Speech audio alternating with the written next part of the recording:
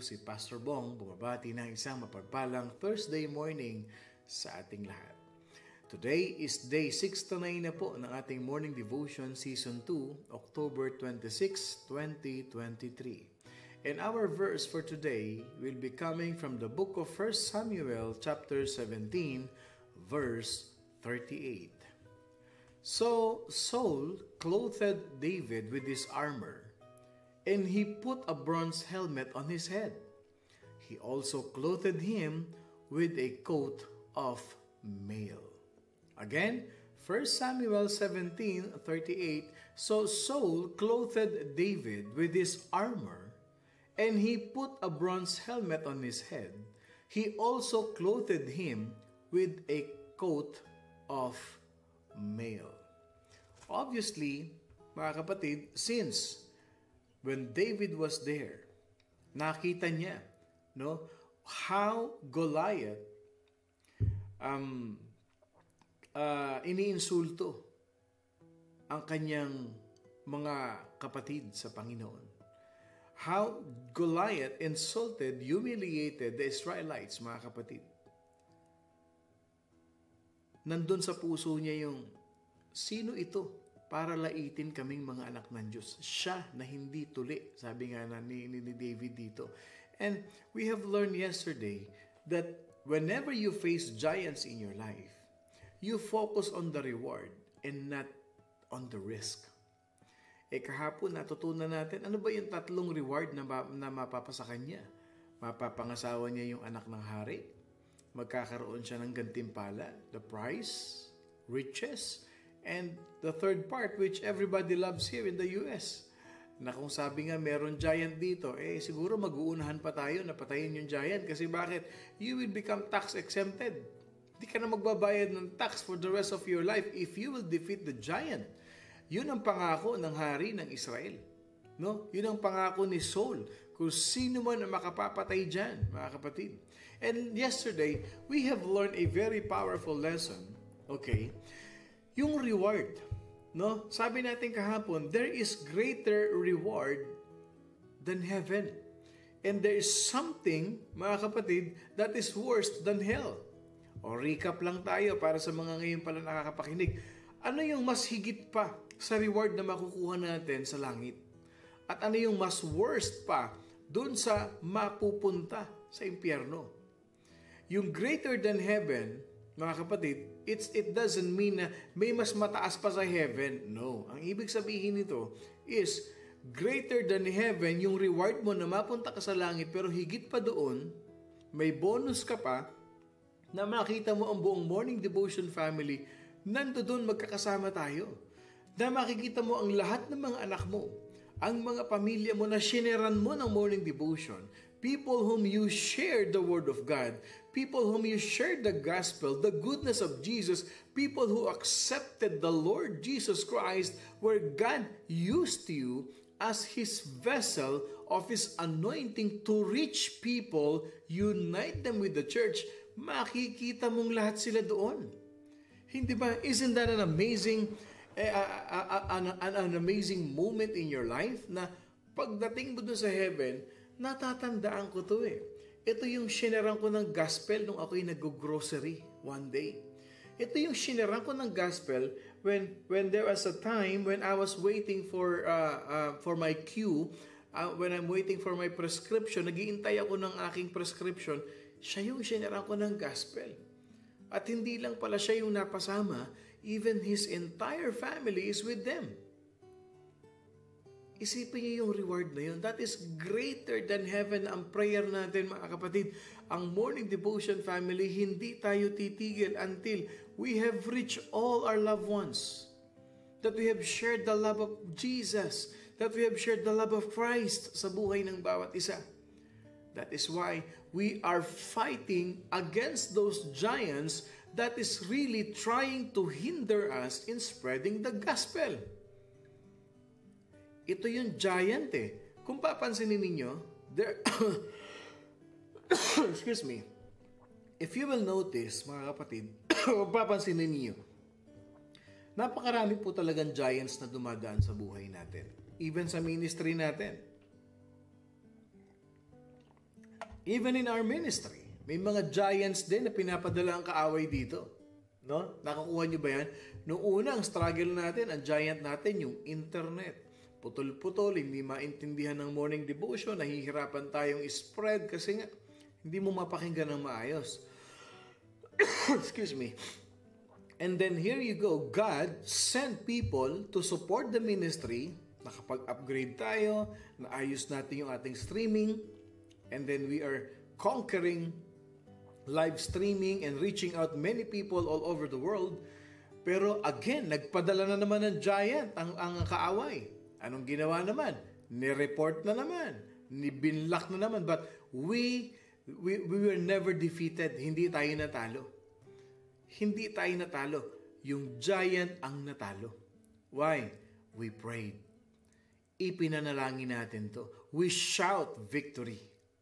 So, ibig sabihin, lahat ng parte ng buhay natin, in every areas of our life, the enemy will send giants for you to become fearful, for you to withdraw, for you to become a coward, matakot ka, at yung faith mo bumagsak until you find yourself under the trench and you see that giant 15 feet above you and you will be full of discouragement, you will be full of disappointment. O tama sabi ni Tita Telma, amen po Pastor Bong. God's people need to confront, challenge, and conquer the giants of our lives by focusing on the reward God has stored for us, by defeating these giants through obedience in Him and in His Word and serving Him. That's true. That's one good point. Bakit po? Bilang pastor, bilang ako yung pastor ninyo sa morning devotion, did you know na hindi lang isa, dalawa, tatlong mga giant itong pinapadala ng kaaway para lang ihinto ang morning devotion?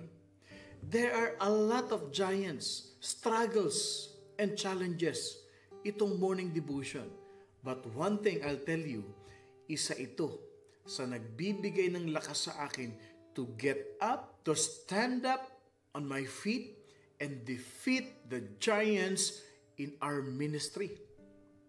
Na kahit anong mangyari sa atin, may morning devotion, kahit anong pagdaanan, and I'm sure, yung mga legit o yung mga genuine nating mga kasama sa morning devotion, you have seen my lows and ups and downs in the ministry, especially sa morning devotion.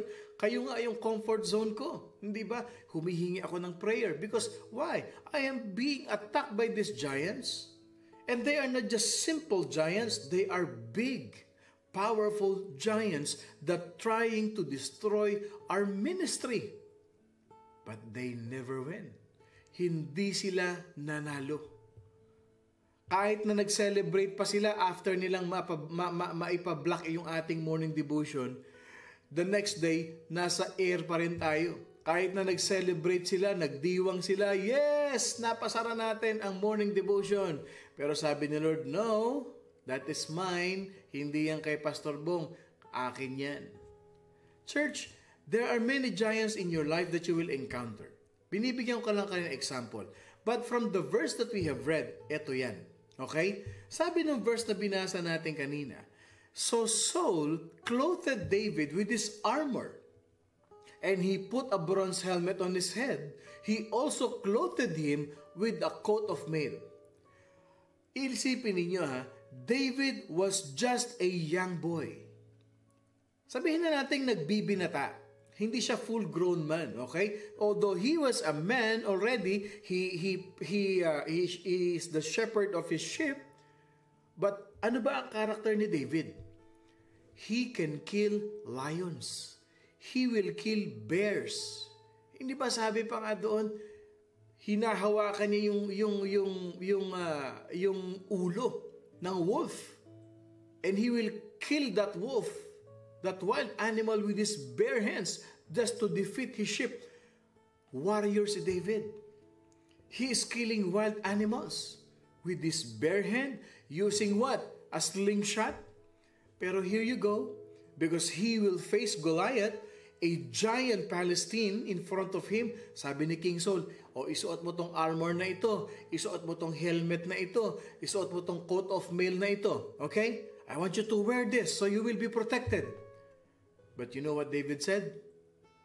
You know what, King Saul? I can't take this with me. Ang bigat nito.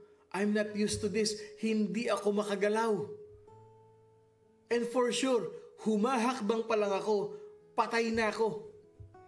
Ano sinasabi ni David dito? Okay? This point, I want you to learn today. If you want to be a giant slayer in your ministry, if you want to be a giant killer in your life, if you want to be a giant slayer in your family, in your career, in your relationship, you have to look to David. Sabi ni David, alisin mo to. I cannot fight him with this. Ang bigat. Hindi ako makagalaw dito. I cannot move. This is so heavy for me. Anong lesson dito? Giant killers has to be themselves. You have to be who you are. You have to be who you are, how you are created by God. Kung paano kang nilikha ng Panginoon, kung paano ka ginawa ng Lord, you have to be yourself. Tandaan ninyo, I can't be you. You can't be me. God did not anoint you. God did not anoint me to be something that I am not. God has given us a purpose. God has given us a specific calling in life. And you have to use your purpose. You have to use your calling which God has given you for your victory. Mga kapatid, you have to be yourself. Maraming Christian, many people around us, they are so they are so insecure with themselves. Pag tinawag ng Panginoon to do something greater in the ministry, to do something in the church, ang maririnig natin, hindi po ako para dyan. Okay na ako na umaaten-aten lang ako. Listen to me. God has called you for a purpose. God does not call the qualified, but He qualifies the called. Pag may sinabi si Lord sa iyo na gawin mo, hindi ikaw ang gagawa nun. Si Lord ang gagawa nun. Gagamitin ka lang ni Lord. Same thing with David. He was used by God. A simple shepherd of the sheep defeated a heavy giant, their enemy. Anong pinapakita ni Lord doon? It's not your might, it's not your power, but it's my spirit, it's my power that will help you conquer and defeat the giants of your life. Yun ang pinapakita ni Lord doon. Pwede naman gumamit si Lord pwede naman siya magpalabas ng isang higante galing sa Israel eh. Isang pitik lang ni Lord, may magigising na higante, lalabanan, mas malaki pa kay Goliath eh. Pero bakit ang ginamit ni Lord? Mas maliit. It is to prove that I am mightier than any giants that you will face in life. Ganon ka rin sa buhay, kapatid. And if you believe that God has in store something for you, I want to see your amen. I want to see your amen.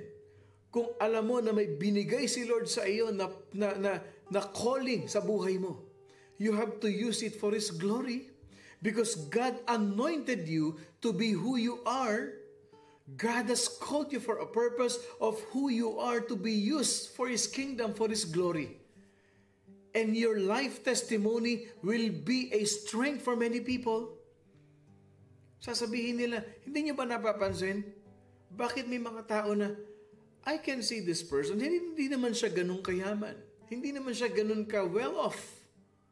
Hindi mo nga nakikita nagdadrive ng mga mamahaling sasakyan, pero pag nakita mo siya, she looks like or he looks like he has everything in life. Iba yung joy niya sa joy ko. Tsaka bakit ganun? Ako tumigil na ako sa pag-church doon, pero bakit sila nandoon? Because you have a purpose. And why did you stop? Yun ang tanong sa atin eh. And eventually, you're gonna lose your calling. You're not using your calling anymore. Alam mong tinawag ka ni Lord, alam mong gagamitin ka ni Lord, pero hindi mo pinansin. God called you for who you are. Si David, sabi niya, hindi ako ito. I cannot use this to defeat Goliath. I'll be dead in a snap of a finger. Kasi hindi ko maigagalaw yung katawan ko. You know, though I only have the slingshot, sabi ni David, kahit ito lang ang gamit ko. I cannot lift even this sword that is so big. Baka kasi laki pa ni David yung espada na binigay sa kanya. Sabi ni David, you know what, King Saul? Though I only have this slingshot with me, but I prefer to use this. Ano ibig sabihin nito? You start from where you are. You don't need to have something. You don't have to ask for something which is greater than what you have to start serving the Lord.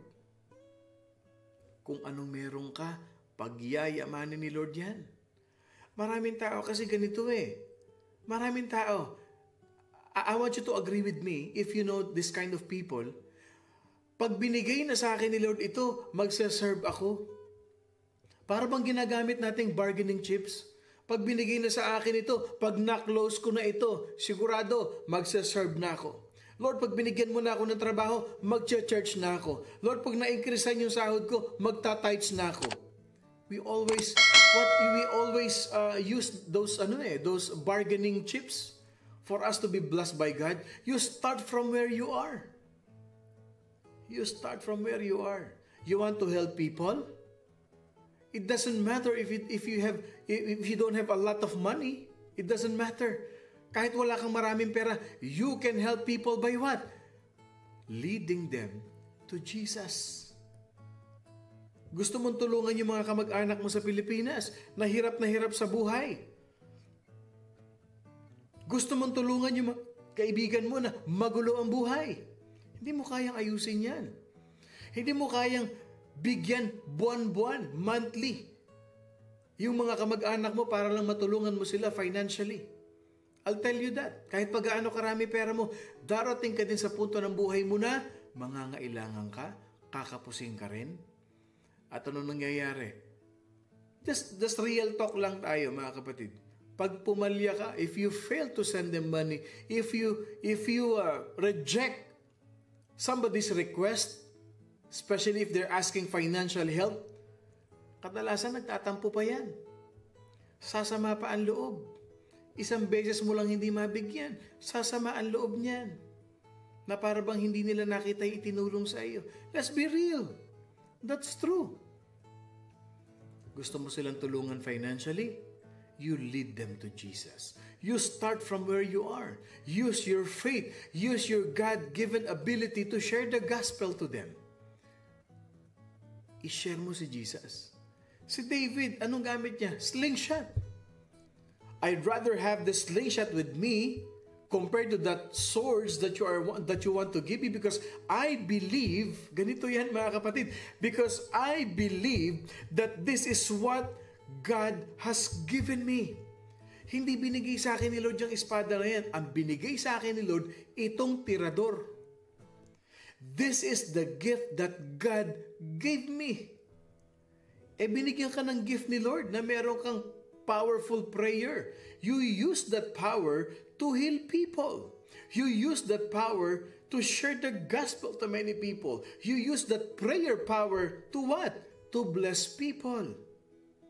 Akala kasi natin, doon lang tayo makakatulong financially, emotionally. Yes, that's part, and that's not bad, especially if you're capable, but what if you're not?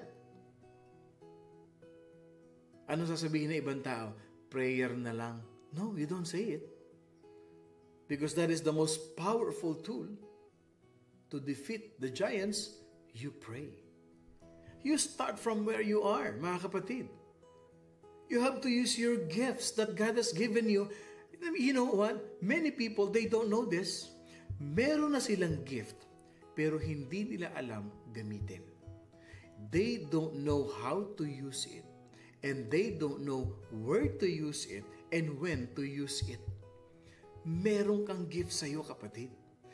God has given you a gift, a talent, a treasure where you can serve Him wholeheartedly with what you have. May mga taong ganun eh. Hihingi muna bago mag-serve sa Lord. At ito maganda, ibinigay na nga ang lahat sa Kanya na wala pa sa Lord. Ilan sa atin na nakaka-relate dyan? May kilala ba kayong ganyan? Nung sobrang down, naghanap ng church. Nakakita ng church. Nung binless ni Lord, nawala na sa church. Hindi na makita ng church. Let's be real here. Meron ba kayong kilalang ganyan? Meron ba tayong kilala? Good thing wala sa morning devotion yan. Good thing wala sa morning devotion yan. Nung sobrang down, nung napakaraming problema sa buhay, maririnig mo, oh, gusto ko mag-serve. Dito na talaga ako magsaserve. Yeah, I believe God is calling me here. Pero nung naayos na, di mo na makita. Kamustahin mo, papadalhan ka na lang ng what? Approve.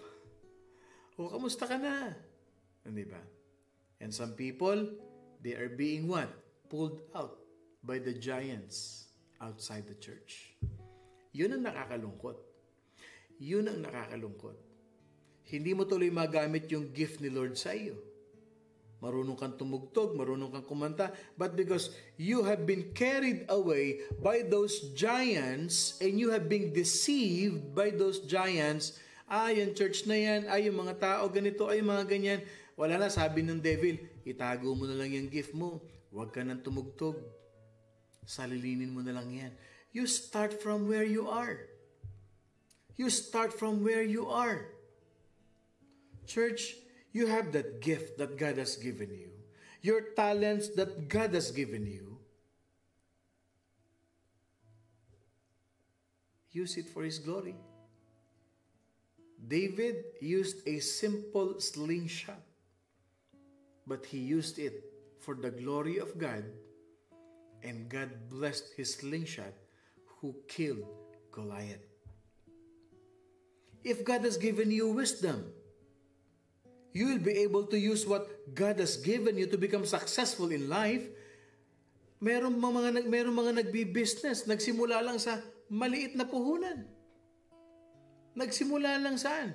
Sa simpleng kakanin, umunlad, pinagpala ng Panginoon. Bakit? They start from where they are. Mga estudyante, nowadays, pag hindi kayang paaralin ng mga magulang, wala nang magawa. Stop na lang sa pag-aaral. I believe, and I really admire those working students na nagsikap sa buhay. Wala kaming pera, walang pampaaral ng magulang ko. I will start from where I am. Kaya kong mag-work habang nag-aaral because I have the ability, I have the strength, I have this talent. Ginamit. Sino dito sa atin, mga kapatid? Sino dito sa atin sa morning devotion? Just a quick question lang. Sino sa atin dito ang nag-working student nung araw? Yung hindi tayo umasa, but tinulungan pa natin ang magulang natin. Pinapaaral natin ang sarili natin, nakakatulong pa tayo sa ating mga magulang. Ilan sa atin dito ang nagsikap sa buhay? I'm sure meron dito sa atin sa morning devotion. You know why? Believe ako sa inyo.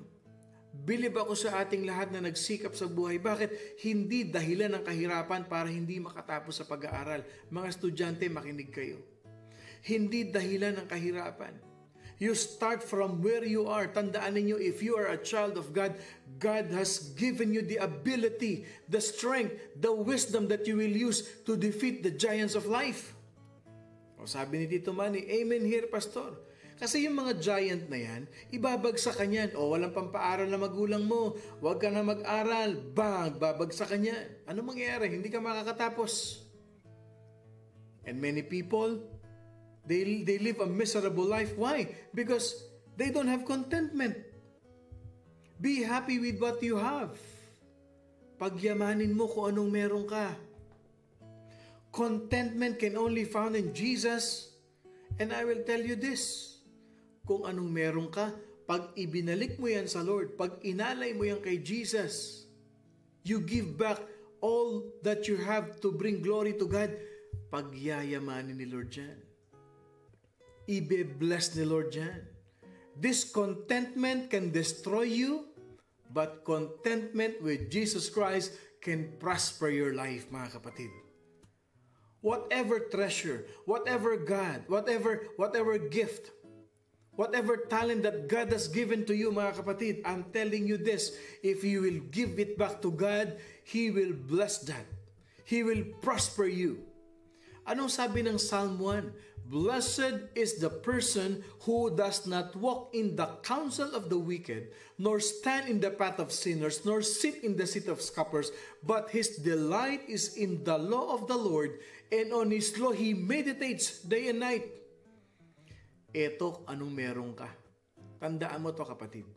You walk with God, you live in the presence of God, you use whatever you have, you start from where you are, and this is what God will do to you. You will be like a tree planted by the streams of water, yield its fruit in its season. Your leaf will not wither, and whatever you do, He will prosper. That is how God will give you the blessing of life. That is how God will move you. You stay focused on God. You stay focused on God. Para ka raw puno na itinanim sa tabi ng ilog. Mamumunga ang kamay mo. Kahit magsimula ka ng simpleng banana queue, pagyayamanin ni Lord yan. Magsimula ka ng simpleng negosyo mo, ialay mo sa Panginoon, ibalik mo sa Lord yan.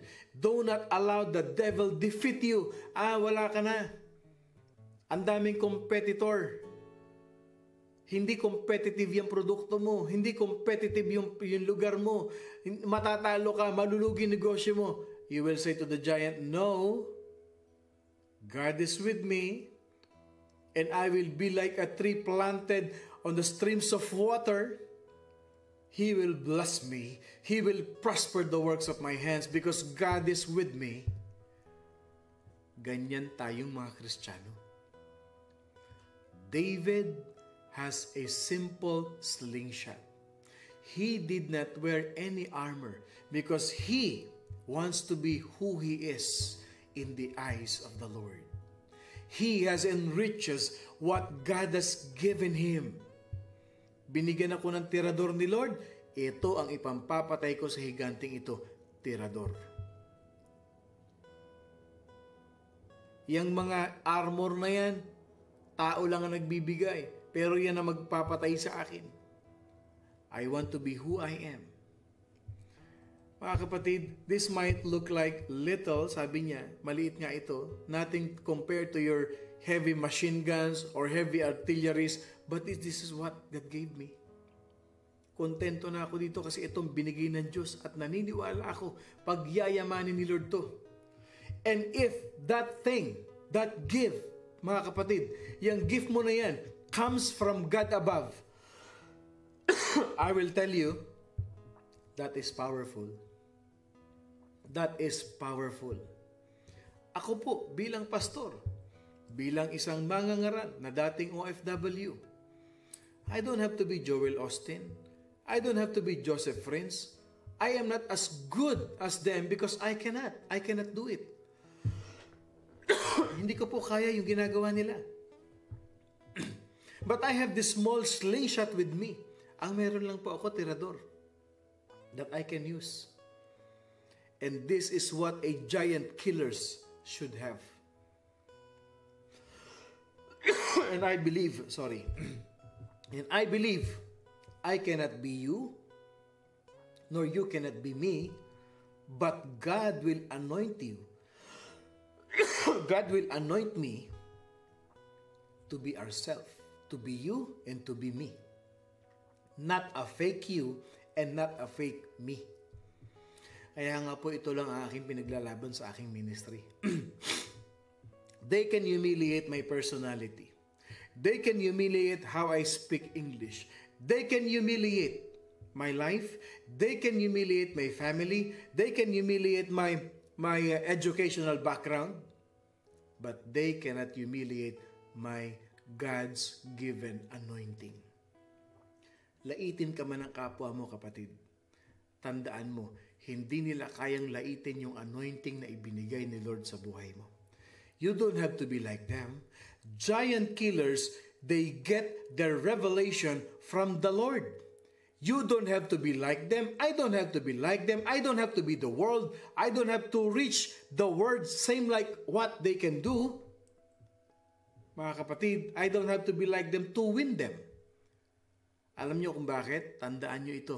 If you will just be yourself, if you will just be yourself, and if you will just consider and appreciate and acknowledge what God has given you, tandaan niyo ito mga kapatid, you will never ever feel insecure of yourself. Because the enemy wants you to feel insecure about what you have. Tirador lang ang meron ka, paano ka makakapag-share ng gospel?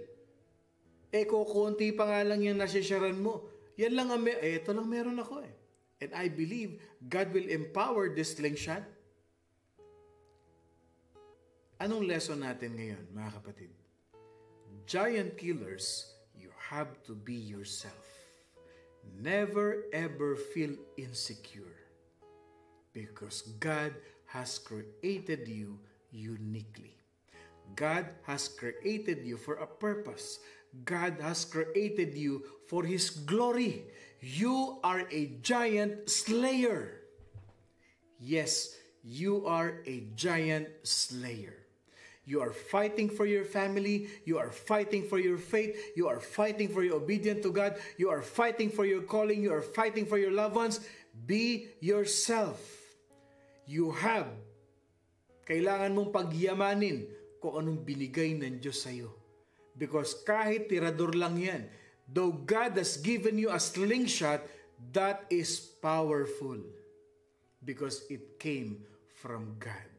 God has given you that gift, that talent, that treasure, and if you will use it for His glory, it is powerful and He will prosper. Kung pinagkatiwalaan ka niya ng isa, pagkakatiwalaan ka pa niya ng marami.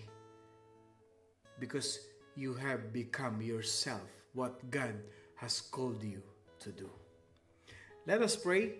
Lord, we thank you for us opening our hearts, our minds, that we are not just an ordinary Christians, we are a giant slayer, Panginoon Diyos. Whatever we have, whatever you have given to us, Lord God, gifts, talents, treasure, Lord, gagamitin namin ito all for your glory, Panginoon Diyos. Because we believe that whatever you have given us has a power, Panginoon Diyos. Has power to use for your name's sake, Lord God Jesus. Pagpalain mo ang mga anak mo na nakikinig ngayon. Bless us mightily with your powerful presence, that all the giants that we will face in life, Lord God, not by might, not by power, but by your Spirit, we will conquer them and we will defeat them. We give you back all the glory and honor. We receive your traveling mercy, and you are blessing the works of our hands right now, Lord God Jesus. Salamat po ng marami. In the name of the Father, the Son, and of the Holy Spirit, declaring healing, Lord God, for Nanay Cora, Panginoon Diyos. Healing in Jesus' name. As we pray in one mind, one accord, one body, receiving your victory. In Jesus' name we pray. Amen and amen and amen. Congratulations, Morning Devotion family. Bukas ang final message natin. Bakit 5 ang piniling bato ni David para ihanda sa pagpatay kay Goliath? I want you to not to miss the last part of our series. Bukas ang graduation ng mga giant slayer sa Morning Devotion.